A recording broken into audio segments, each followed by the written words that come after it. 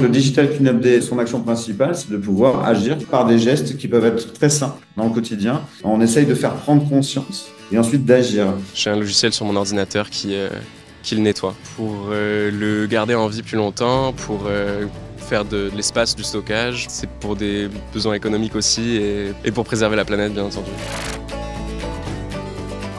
Il y en a une qui est simplement du bon sens. C'est est-ce que j'ai besoin de regarder ma série préférée en Ultra HD sur mon mobile qui fait 12 cm? Je ne crois pas. Est-ce que j'ai besoin de stocker tous ces fichiers et sur mon disque dur et sur mon mobile et sur le cloud? C'est peut-être le bon moment pour faire son nettoyage de printemps de son disque dur, des photos qui sont dupliquées. On se rend compte que les data centers qui hébergent toutes nos données génèrent un volume de CO2 gigantesque. Donc il faut également prévoir ce type de nettoyage-là. Parce qu'au niveau des gigas, ça prend beaucoup de place et c'est pas bon pour la planète, hein. Effacer les données, ça va vous permettre déjà de faire du tri pour vous, première chose, mais aussi pour l'appareil, ça va lui permettre de fonctionner plus rapidement, c'est-à-dire que s'il est nettoyé, si vous avez moins de choses dedans, c'est comme si vous roulez avec une voiture et que vous avez toujours le coffre plein, vous allez consommer plus d'essence. Et bien là, c'est pareil, c'est-à-dire que si votre téléphone a moins d'applications, moins de données dedans, il va tourner plus rapidement, moins solliciter la batterie et du coup allonger potentiellement sa durée de vie. Vous allez réduire l'espace de stockage du cloud et donc vous allez réduire la consommation électrique associée. Mais vous allez également réduire les coûts. Si vous réduisez le volume de data sur un espace de stockage, vous allez gagner de l'argent.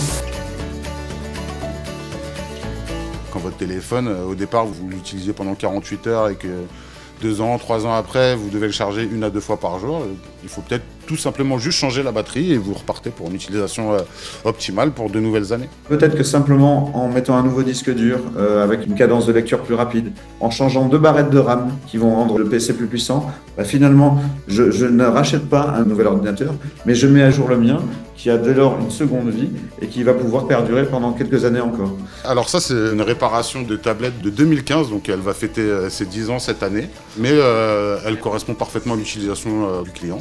Il préfère, lui, investir dans le remplacement d'une batterie qui va coûter 3 à 4 fois moins cher que le prix d'une tablette neuve.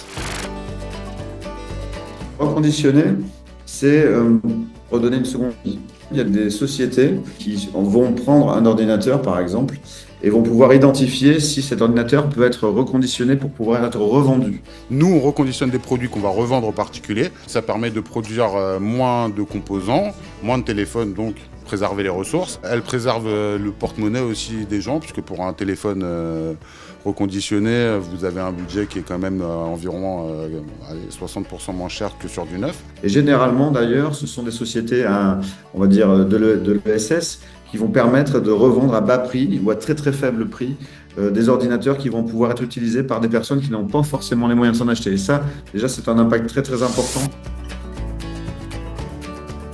Le recyclage va permettre de dire, OK, bon, cet ordinateur-là est beaucoup trop vieux, donc on va le recycler. C'est hyper important. Pourquoi? Parce que dedans, on a des métaux rares. Et quand vous voyez le nombre de mobiles ou d'outils électroniques qui dorment dans des tiroirs, dans des étagères, dans des armoires, ça peut être le bon moment d'aller faire une recherche chez soi ou dans ses bureaux et de les déposer dans ces bennes afin qu'ils soient recyclés. Et je crois d'ailleurs qu'à Issy-les-Moulineaux, vous avez une action spécifique pour aller vraiment dans le bon sens, qui est l'intérêt général.